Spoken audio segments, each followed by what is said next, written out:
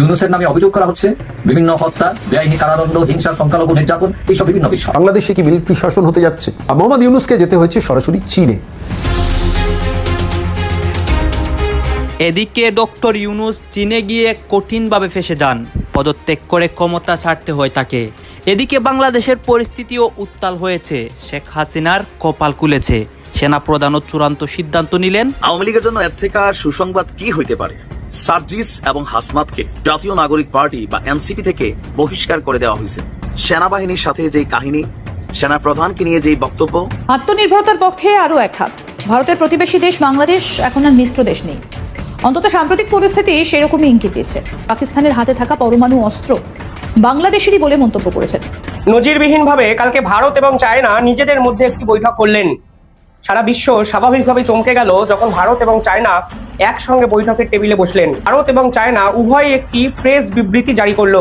যখন পরিস্থিতি উত্তাল হয়, এই পরিস্থিতি যখন নিয়ন্ত্রণের বাইরে চলে যায়, আওয়ামী লীগ নেতারা কলকাতায় জড়ো হয়েছেন এবং সেখানে তারা মিটিং করেছেন। সেখানে মিটিং করে পরবর্তী কার্যসূচি নির্ধারণ করেছেন। নিউজ 24 তারা বলার চেষ্টা করলো সরাসরি যে কলকাতায় শেখ হাসিনা তার নেতাদের সঙ্গে মিটিং করেছেন। তাহলে কি শেখ হাসিনাকে কলকাতায় আনা হয়েছে? সময় যখন খারাপ যায়, সব দিক থেকে সম্ভবত সময়টা খারাপ যায়। এটা কুফা লাগছে ভাই, যে রাজনৈতিক প্ল্যাটফর্ম গুলো আছে বিভিন্ন, যেমন মিড লেভেলের অফিসাররা প্রত্যেকেই প্রচন্ড রেগে গেছেন এবং তাদের এক ধরনের ইউনিটি তৈরি হয়েছে যে তোমাদের এত বড় স্পর্ধা, তুমি সেনা প্রধানের দিকে আঙ্গুল তোলো, তুমি সেনাবাহিনীকে, এবং তাদের একজন বলছে ক্যান্টনমেন্ট পুড়িয়ে দেবে, গুড়িয়ে দেবে, এবং তাদেরকে সারমেয়র সাথে তুলনা করেছে সেনাপ্রধানকে।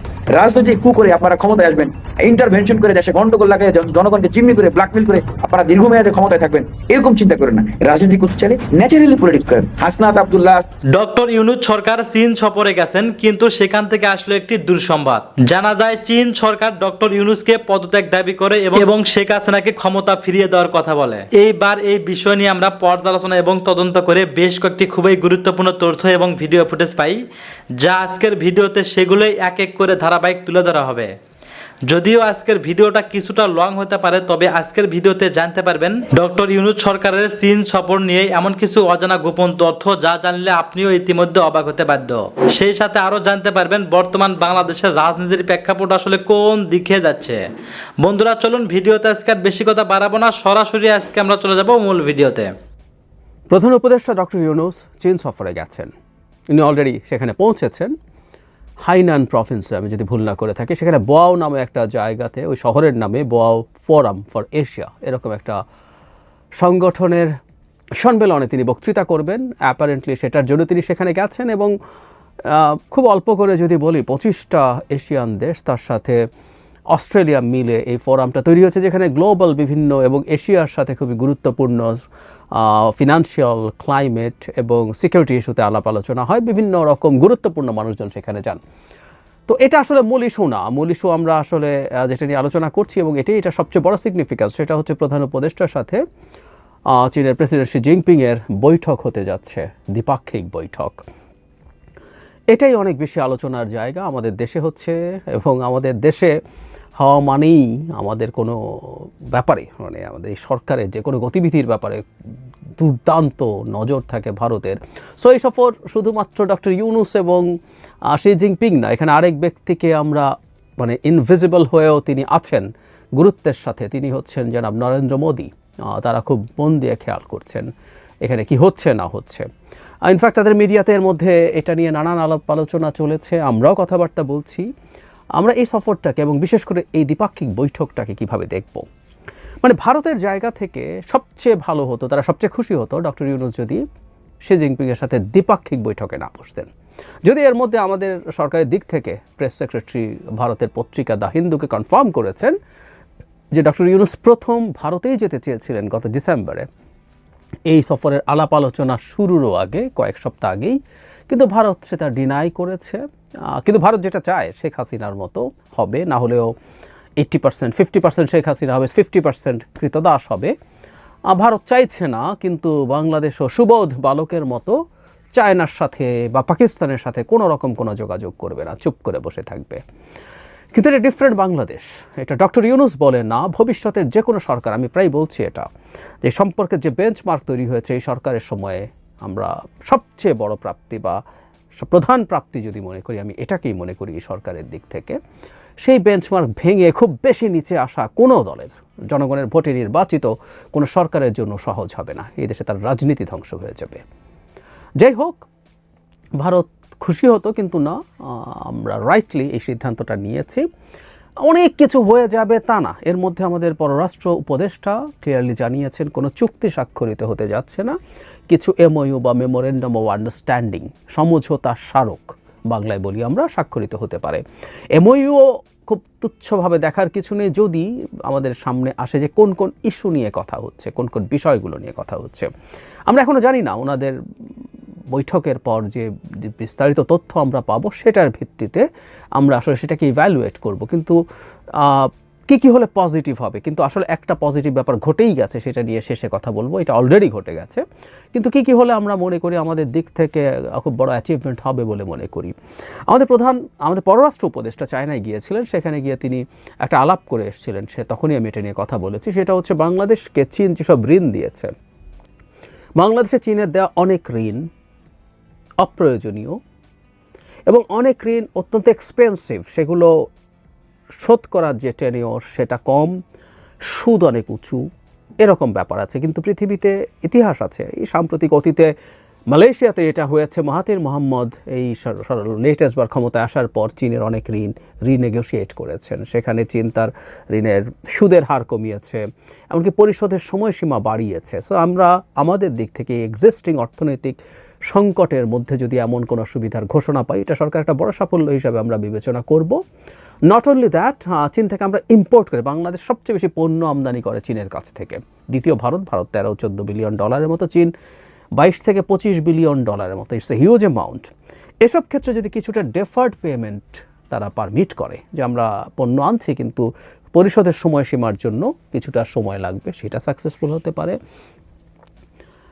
বিনিয়োগ, এফডিআই যদি আনা যায়, চীনের সরকার টু সরকার যেসব ঋণ আছে সেগুলোর বাইরে যদি চীনের বিনিয়োগকারীরা বাংলাদেশে বিনিয়োগ করেন, ডক্টর ইউনূস তার ভাষণে জাতির উদ্দেশ্যে দুদিন আগে যে ভাষণ দিয়েছেন, সেখানে চীনের একটা সোলার পাওয়ার কোম্পানি, যেটা পৃথিবীরই সবচেয়ে বড়, তারা বাংলাদেশে বিনিয়োগ করবে, এই ধরনের কথা বলেছেন। সো এরকম আরও কিছু বিনিয়োগ যদি আনা যায়, সেটা একটা বড় সাফল্য হিসাবে দেখব। কিন্তু এমওইউর মধ্যে একটা বিষয় আলোচনার জায়গা আছে, সেটা একটু দেখতে হবে, এবং আমাদের কিছু ব্যাপারে সতর্কতারও প্রয়োজন আছে, সেটা নিয়েও কথা বলতে চাই। কিন্তু যে কথা বলছিলাম, একটা সাফল্য অলরেডি হয়ে গেছে, সেটা হচ্ছে চীনের প্রেসিডেন্টের সাথে এই বৈঠকটা। চীনের প্রেসিডেন্ট কিন্তু পৃথিবীর সবচেয়ে শক্তিশালী, সবচেয়ে পাওয়ারফুল মানুষ, বেশ কিছুদিন থেকে নানান র্যাঙ্কিংয়ে তাকে বলা হয়।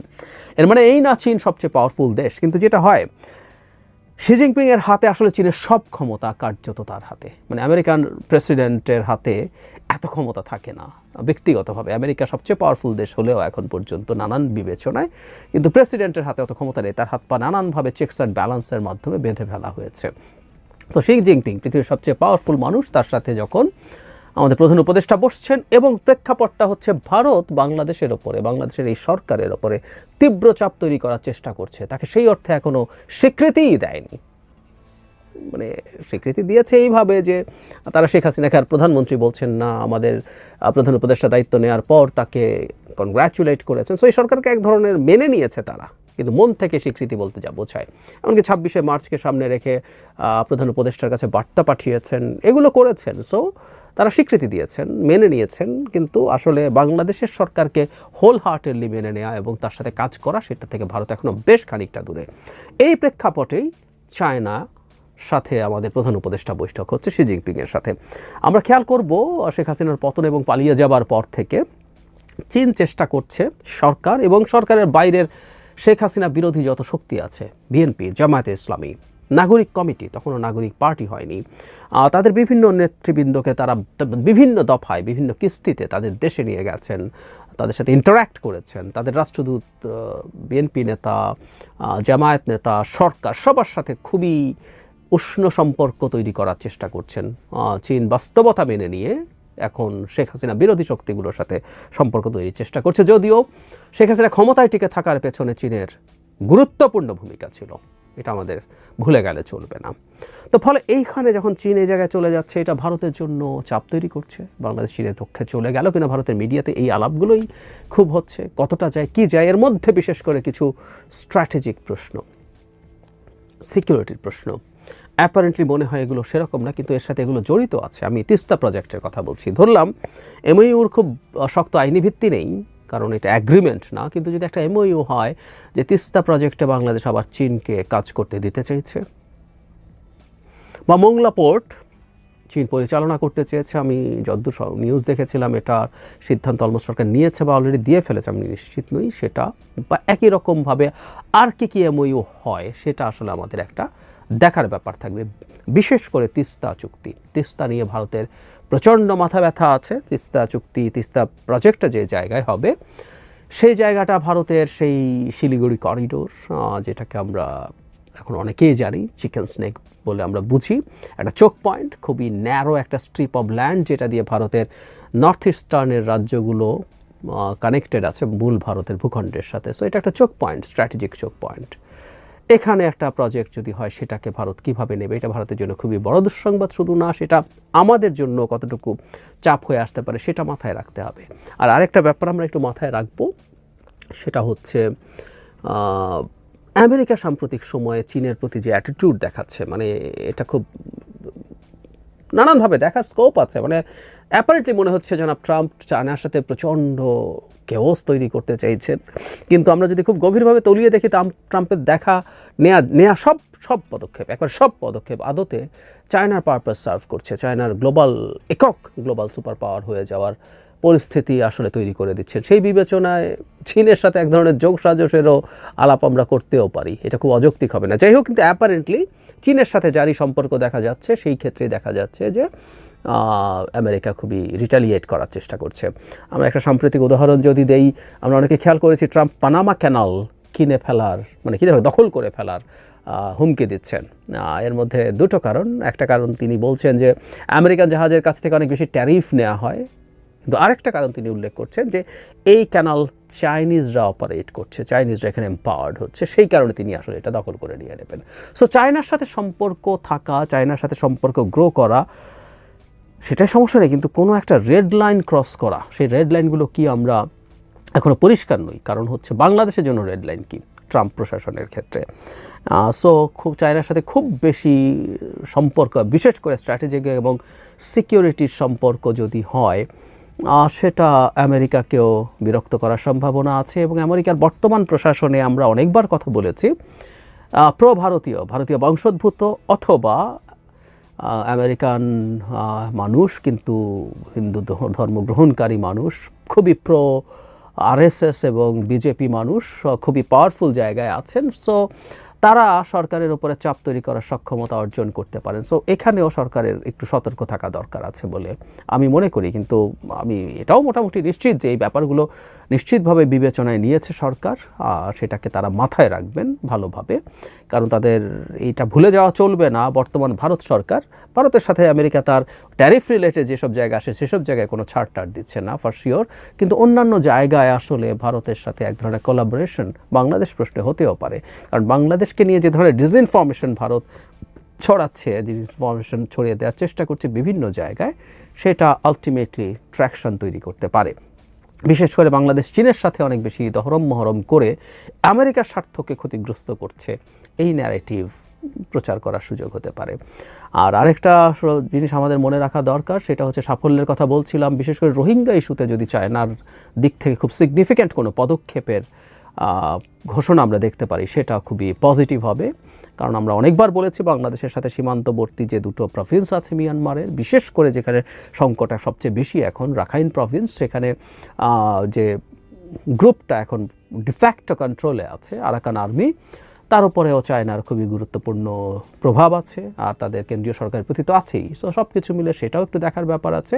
কিন্তু যে কথাটা বলেছিলাম যে অ্যাটলিস্ট একটা সাফল্যকে আমরা খুব বড় করে দেখব, কি এমওইউ হয়েছে, আমাদের মন মতো হয়েছে কি হয়নি, তার চাইতে জরুরি কথা শি জিনপিং তার বাইল্যাটারাল একটা মিটিং আমাদের প্রধান উপদেষ্টার সাথে করার সাথে সাথে এটাও একটা খুব বড় ধরনের এন্ডোর্সমেন্ট, এবং আমি মনে করি এটা একটা বড় চাপ হয়ে হাজির হবে ভারতের জন্য বাংলাদেশের সাথে তার সম্পর্ককে নর্মালাইজ করার ক্ষেত্রে। কারণ বর্তমান পৃথিবীতে অতিচাপ দিয়ে কাউকে একঘরে করে ফেলে খুব বেশি বেনিফিট হয়ে ওঠে না, এতে কার্যত নিজের ক্ষতি হয়ে যায়। এই ব্যাপারগুলো ভারতের বোঝা দরকার। আমি ছোট একটা উদাহরণ দিই, আগেও এটা নিয়ে কথা বলেছি। আমাদের অনেক রকম কিছু বন্ধ করে দিয়েছে তারা, তাদের ক্ষতি করি হলো। আমরা বাংলা যে প্রবচন বলে নিজের নাক কেটে পরে যাত্রা ভঙ্গ করা, সেটা করার চেষ্টা করছেন। ওদের দোকান খালি পড়ে আছে, ব্যবসা পরিবর্তন করে ফেলবেন এরকম রিপোর্ট দেখছি, কারণ তাদের কাস্টমার নেই। চিকিৎসার ক্ষেত্রে আমাদের অনেক রোগীর দুর্ভোগের বিনিময়ে তারা আমাদের ঝামেলা করার চেষ্টা করছেন, কিন্তু চায়না তার অল্টারনেটিভ সে কুনমিংয়ে ডেডিকেটেড হসপিটাল করার কথা বলছেন বাংলাদেশিদের জন্য, বা বাংলাদেশে এসে তারা হসপিটাল তৈরি করবেন, তাদের পরিচালনায় চলবে, এরকম নানান রকম অল্টারনেটিভ তৈরি হচ্ছে, সেগুলো হচ্ছে। সুতরাং ভারতের এই বাস্তবতা বুঝে চীনের সাথে বাংলাদেশের অনেক বেশি এনগেজমেন্ট হচ্ছে। নট অনলি চায়না, আমি এই প্রসঙ্গে একটু বলে রাখি, পাকিস্তানের সাথেও এনগেজমেন্ট বাড়ছে। সব কিছু মিলে ভারতের উপরে চাপ তৈরি হচ্ছে এবং ভারত বাংলাদেশের সাথে তার সম্পর্ককে নর্মালাইজ করে। এবং কোন বাংলাদেশের সাথে? একটা স্বাধীন সার্বভৌম বাংলাদেশ। একটা স্বাধীন সার্বভৌম বাংলাদেশের প্রধান, যিনি শির দাঁড়া সোজা করে মাথা উঁচু করে চোখে চোখ রেখে কথা বলে, তার সাথেও সম্পর্ককে ঠিক জায়গায় একটা মোটামুটি ওয়ার্কিং রিলেশনের জায়গায় নিয়ে যাওয়ার ক্ষেত্রে ভারত নিজেই চাপ বোধ করবে। শেষ করছি, আগেও বহুবার বলেছি, ভারত যে কথাটা বলতো ভারতের নিজের সেটা বোঝা উচিত। যখন আমেরিকা শেখ হাসিনা সরকারকে খুব রিপিটেডলি তীব্র চাপ প্রয়োগ করছিল একটা অবাধ সুষ্ঠু নির্বাচনের জন্য, তখন ভারতের থিঙ্ক ট্যাঙ্কে এই কথা বলতে আমরা প্রচুর দেখেছি যে এটা করার মাধ্যমে কার্যত শেখ হাসিনাকে চায়নার দিকে ঠেলে দেওয়া হচ্ছে অনেক বেশি চাপ দিলে। সো এই কথাটা এখন ভারতকেই আমি বলি, তাদের চাপই আসলে আলটিমেটলি বাংলাদেশকে অনেক বেশি চীনের দিকে ঠেলে দিচ্ছে। সো এই চায়না সফরের ফলে ভারতে এটার রিয়েলাইজেশন আসার সম্ভাবনা তৈরি হয়েছে, যদিও তাদের সাম্প্রতিক গতিবিধি, তাদের অ্যাটিটিউড দেখে মনে হয় না তারা তেমন কিছু শিখবে। তারপরও আমরা এইটুকু আশা রাখছি। স্বাগতম দর্শক বন্ধুরা, আপনাদের সকলকে অনুপ বিশ্বাসের তরফ থেকে ৫৪তম মহান স্বাধীনতা দিবসের আন্তরিক প্রীতি, শুভেচ্ছা ও ভালোবাসা।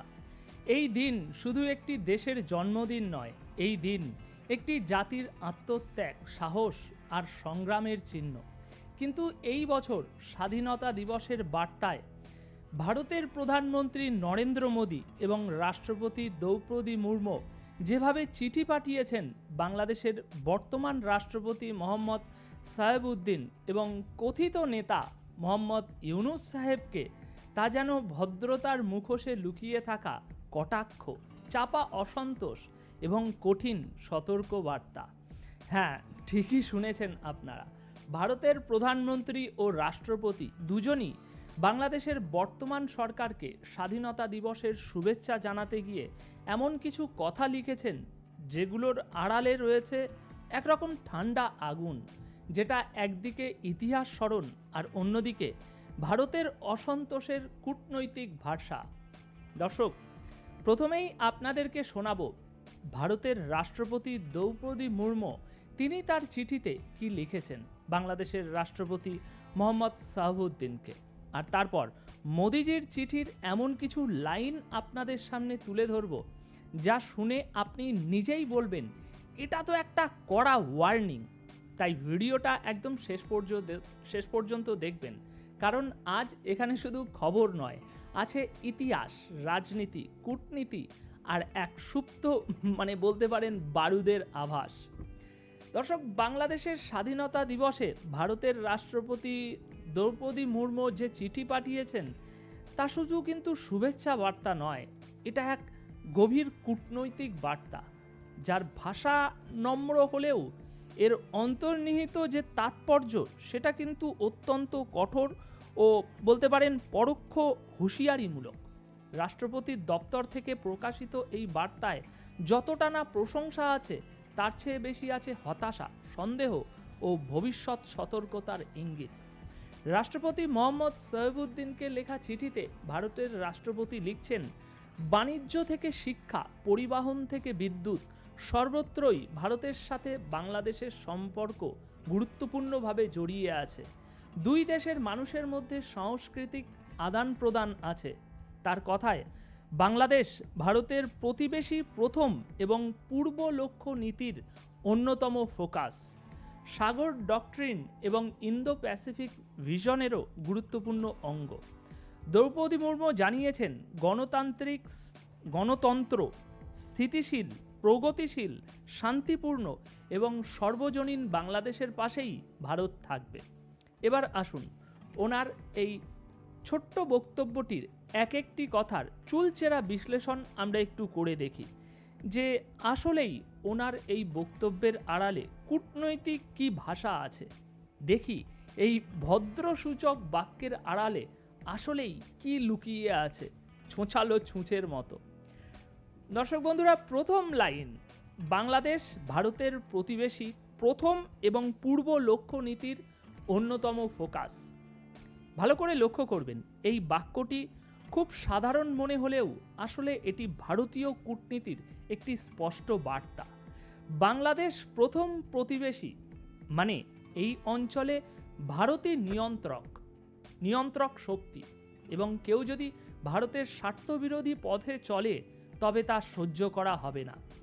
পূর্ব লক্ষ্য নীতির ফোকাস, এটা বলার মাধ্যমে ভারত সরাসরি মনে করিয়ে দিচ্ছে যে এই অঞ্চলের নেতৃত্বভার ভারতের, এবং বাংলাদেশ যদি সেই পথে না চলে তবে তাকে পথ দেখানোর ব্যবস্থাও ভারতের কাছে আছে। এবার দ্বিতীয়, সাগর ডক্টরিন ও ইন্দো প্যাসিফিক ভিশনের গুরুত্বপূর্ণ অঙ্গ তিনি বলেছেন। এখানে সাগর অর্থাৎ security and growth for all the region ডক্টরিন এবং ইন্দো প্যাসিফিক ভিশন, এই দুটি ধারণা ভারতের ভূ রাজনৈতিক নিরাপত্তা কাঠামোর মূল স্তম্ভ। এখানে বাংলাদেশকে গুরুত্বপূর্ণ বলার অর্থ ভারত এই অঞ্চলে নিরাপত্তা ও প্রভাব বজায় রাখতে বাংলাদেশের ভূমিকাকে অত্যন্ত গুরুত্বপূর্ণ বলে মনে করে। কাজেই যদি এই ভূখণ্ড থেকে ভারতের নিরাপত্তা বা প্রভাব খর্ব হয়, যেমনটা এখন ডক্টর ইউনূস সরকারের গণহত্যাকারী পাকিস্তানের দিকে ঝুঁকে পড়া, জঙ্গি সংগঠনগুলোর সক্রিয়তা বাড়ানো অথবা ভারত বিরোধী কিছু নীতি গ্রহণের মাধ্যমে ঘটছে, তাহলে ভারত কিছুতেই সহ্য করবে না। এটা এক প্রকার কূটনৈতিক ও সামরিক নিরাপত্তার বার্তা, এমনটাই বলতে পারেন। এরপর তৃতীয়, গণতান্ত্রিক, স্থিতিশীল, প্রগতিশীল, শান্তিপূর্ণ এবং সর্বজনীন বাংলাদেশের পাশে ভারত থাকবে। এই লাইনটি সরাসরি বর্তমান অবৈধ বাংলাদেশ সরকারকে নিশানা করেছে, কারণ বর্তমান সরকার আসার প্রক্রিয়া নিয়ে নানা প্রশ্ন আছে। ভুয়া জন আন্দোলন, শেখ হাসিনাকে সরিয়ে অবৈধ একটি সরকার গঠন করা। সোজা কথায় রাষ্ট্রপতি আসলে এই বক্তব্যে পরোক্ষভাবে বর্তমান সরকারকে একটা কড়া বার্তা দিয়েছেন। তোমরা যদি সত্যিকারের গণতন্ত্রে ফিরে না যাও তাহলে ভারত তোমাদের পাশে থাকবে না। এটা এরকম ভদ্র ভাষায় সাবধান করে দেওয়ার মতো একটা বার্তা, যাতে তারা বুঝে নেয় ভারত সন্তুষ্ট নয়। এরপর চতুর্থ, শিক্ষা, বাণিজ্য, পরিবহন, বিদ্যুৎ সব ক্ষেত্রে সম্পর্কের কথা।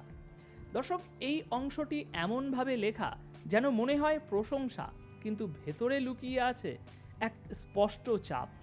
এই সব খাতে আমাদের অনেক বিনিয়োগ আছে, বহু বছরের বন্ধুত্ব রয়েছে, শেখ হাসিনার সময়ে এগুলোর সমৃদ্ধি হয়েছে। এখন যদি এই সম্পর্ক ক্ষতিগ্রস্ত হয় তার দায়ভার কার? অর্থাৎ ভারত বলতে চাইছে, তুমি যদি আমাদের দেওয়া সুযোগ সুবিধা ধ্বংস করো, সম্পর্ক নষ্ট করো, তবে আমাদের পদক্ষেপ নিতে সময় লাগবে না। দর্শক, এবার পঞ্চম যে বিষয়টি ওনার বক্তব্যে উঠে এসেছে সেটা হচ্ছে এই সম্পূর্ণ বক্তব্যে ভারতের রাষ্ট্রপতির একটা কৌশলগত নীরবতা রয়েছে, আর এটাই সবচেয়ে বড় একটা বার্তা। একটা বিষয় খুব গুরুত্বপূর্ণ, লক্ষ্য করুন। আগে এমন দিনে ভারত প্রকাশ্যে শেখ হাসিনার পাশে থাকতো, জোরে জোরে বলতো আমরা বাংলাদেশকে সমর্থন করি। এখন সেই ভাষা নেই, এখন শুধু গণতান্ত্রিক সরকারের কথা বলা হচ্ছে, কারোর নাম নেই, কোনো সরাসরি প্রশংসা নেই। এটি এক বিপুল পরিবর্তনের ইঙ্গিত। রাজনীতিতে যা বলা হয় না সেটাই সবচেয়ে জোরালো বার্তা দেয়। এটাই ভারতের চরম অসন্তোষের ইঙ্গিত, এই নীরবতা। সুতরাং ভারতের রাষ্ট্রপতির চিঠিটি কোনো সাধারণ কূটনৈতিক বার্তা নয়, এটি এক প্রকার ভদ্র হুঁশিয়ারি, এক গভীর অস্বস্তির গোপন সুর এবং রাজনৈতিক বার্তা, যা বর্তমান বাংলাদেশের অগণতান্ত্রিক এবং ভারত বিরোধী সরকারের উদ্দেশ্যে লেখা হয়েছে। দর্শকরা, যারা মনে করেন ভারতকে আরও সক্রিয় হয়ে এই সরকার হটানো উচিত, শেখ হাসিনাকে ফিরিয়ে আনা উচিত, তাদের জন্য এই বার্তাটি একরকম আশার আলো, এটাই বলতে পারি। ভারত এখনও ভদ্রতা করছে, কিন্তু ইতিহাস সাক্ষ্য দেয় যদি প্রয়োজন হয় ভারতকে কেউ বাধা দিতে পারে না। এই সরকারের উচিত সেই ইঙ্গিত বুঝে যথাসময়ে সরে দাঁড়ানো, নইলে ইতিহাস যেমন রচনা হয়েছিল 1971-এ, ঠিক তেমনই আবারও লেখা হতে পারে, আর সেই ইতিহাসের লেখক ভারতই হবে। এরপর আসুন ভারতের প্রধানমন্ত্রীর নরেন্দ্র মোদী এই অবৈধ সরকার প্রধান ইউনূসকে চিঠি লিখে ঠিক কী জানিয়েছেন সেটা একটু আমরা চুলচেরা বিশ্লেষণ করি। দর্শক, সেই একই রকম বাংলাদেশের স্বাধীনতা দিবসকে ঘিরে ভারতের প্রধানমন্ত্রী নরেন্দ্র মোদীর শুভেচ্ছা বার্তা প্রথমে মনে হতে পারে খুব বন্ধুত্বপূর্ণ, ঐতিহাসিক সম্পর্কের ভিত্তিতে লেখা এক চিঠি, কিন্তু আসলে এই চিঠিতে যতটা না প্রশংসা, তার চেয়ে ঢের বেশি রয়েছে কূটনৈতিক ক্ষোভ, অস্থিরতা এবং একরাশ গভীর সতর্ক বার্তা, যা বাংলাদেশের বর্তমান অবৈধ সরকার এবং বিশেষ করে ডক্টর মোহাম্মদ ইউনূসের উদ্দেশ্যে প্রেরিত। মোহাম্মদ ইউনূসকে নরেন্দ্র মোদী লিখছেন, এই দিনটি দুই দেশের ইতিহাসে গুরুত্বপূর্ণ অধ্যায়, যা দুই দেশের সম্পর্কের ভিত তৈরি করেছে। শুধু তাই নয়, মোদী লিখছেন, বাংলাদেশের মুক্তিযুদ্ধ দুই দেশের সম্পর্কের দীর্ঘ রাস্তা সূচিত করেছে। বিভিন্ন ক্ষেত্রে তার সদার্থক ভূমিকা লক্ষ্য করা গেছে। দুই দেশের মানুষ এর ফলে উপকৃত হয়েছেন। এছাড়াও চিঠিতে বলা হয়েছে, আমরা এই সুসম্পর্ক বজায় রাখতে চাই শান্তি, সৌহার্দ্য এবং উন্নয়নের মাধ্যমে। এই সম্পর্ক বজায় রাখা জরুরি। দুই দেশের অনুভূতি এবং স্বার্থ অক্ষুণ্ণ রেখে এই সম্পর্ক বজায় রাখা গুরুত্বপূর্ণ। আচ্ছা, এবার আসুন এক এক করে আমরা একটু বোঝার চেষ্টা করি। সর্বপ্রথম তিনি লিখছেন, এই দিনটি দুই দেশের ইতিহাসে গুরুত্বপূর্ণ অধ্যায়। মোদির এই বাক্যটি আসলে একটি স্পষ্ট মনে করিয়ে দেওয়া, অর্থাৎ ভারত বলতে চাইছে, তোমাদের স্বাধীনতা আমাদের সহায়তায় এসেছিল, ভুলে যেও না। এর অর্থ দাঁড়ায় যে এই ইউনূস সরকার এখন ভারতের স্বার্থ উপেক্ষা করছে, হানাদার বাহিনী পাকিস্তানের দিকে ঝুঁকছে। তাই তার উচিত ইতিহাস থেকে শিক্ষা নেওয়া। যারা ভারতের অবদান অস্বীকার করে ক্ষমতা ভোগ করছে, তারা নিজেদের অবস্থান ভুলে যাচ্ছে। এরপর দ্বিতীয়, বাংলাদেশের মুক্তিযুদ্ধ দুই দেশের সম্পর্কের দীর্ঘ রাস্তা সূচিত করেছে। এখানে মোদী আবারও স্মরণ করিয়ে দিচ্ছেন, ভারত শুধু বন্ধু নয়, বরং বাংলাদেশের ইতিহাস গঠনে অন্যতম কারিগর। এই দীর্ঘ পথ চলার কথা তুলে ধরে মোদী মূলত হুঁশিয়ারি করেছেন, তুমি যদি সেই পথ চলাকে অস্বীকার করো বা বিপথে যাও, তাহলে আমরাও আমাদের পথ বদলাতে পারি। বিশেষ করে শেখ হাসিনাকে ক্ষমতা থেকে সরিয়ে একটি বিতর্কিত ও জনবিচ্ছিন্ন পদ্ধতিতে ইউনূস যেভাবে ক্ষমতা দখল করেছেন, তা ভারতের দৃষ্টিতে মুক্তিযুদ্ধের চেতনার পরিপন্থী। মোদী এই বার্তায় পরোক্ষভাবে সেটাই বোঝাতে চেয়েছেন। এরপর তৃতীয়, বিভিন্ন ক্ষেত্রে তার সদার্থক ভূমিকা লক্ষ্য করা গেছে। এই তার এটা বলতে এখানে যেটা বোঝানো হচ্ছে, শেখ হাসিনার সরকার। মোদীর এই বক্তব্য স্পষ্ট করে দেয়, অতীতে ভারত বাংলাদেশের সম্পর্কের সদার্থকতা এসেছিল শেখ হাসিনার সময়, যার অধীনে ভারতের সঙ্গে বাণিজ্য, সীমান্ত নিরাপত্তা, বিদ্যুৎ বিনিময়, ট্রানজিট সব ক্ষেত্রেই বিপুল অগ্রগতি হয়েছে। এবং এখনকার সরকার এসব সম্পর্ককে পিছিয়ে দিচ্ছে, আস্থাহীন করছে। এটাই মোদীর কূটনৈতিক ক্ষোভের পর্দার আড়ালের কথা। এরপর চতুর্থ, আমরা এই সুসম্পর্ক বজায় রাখতে চাই শান্তি, সৌহার্দ্য ও উন্নয়নের মাধ্যমে। দর্শক, এই অংশটা সবচেয়ে ভয়ানকভাবে কূটনৈতিক, যেখানে শব্দগুলো মিষ্টি কিন্তু বার্তাটি বিষাক্ত সতর্ক বার্তা। ভারত এখানে বলছে, আমরা সম্পর্ক রাখতে চাই, মানে তুমি এমন কিছু করছো যার ফলে সম্পর্ক টিকিয়ে রাখা কঠিন হয়ে যাচ্ছে। আর এই শান্তি, সৌহার্দ্য, উন্নয়ন এই শব্দগুলো সাধারণত তখনই ব্যবহৃত হয় যখন কেউ সেটা নষ্ট করছে। তাই ভারত বলতে চাইছে, তুমি যদি শান্তি না রাখো, ভারতও শান্তিপূর্ণ থাকবে না। তো দর্শক বন্ধুরা, এই ছিল মোটামুটি মোদি সাহেব ও ভারতের রাষ্ট্রপতির লেখা চিঠির বিস্তারিত বিশ্লেষণ। এখন এই বিষয়ে কূটনৈতিক মহল বলছে এটি খুবই গুরুত্বপূর্ণ বার্তা, কারণ এটি কোনো নিছক শুভেচ্ছা বার্তা নয়, এটা ভারতের সর্বোচ্চ নেতৃত্বের পক্ষ থেকে বর্তমান বাংলাদেশ সরকারকে সতর্ক করার পরোক্ষ ঘোষণা।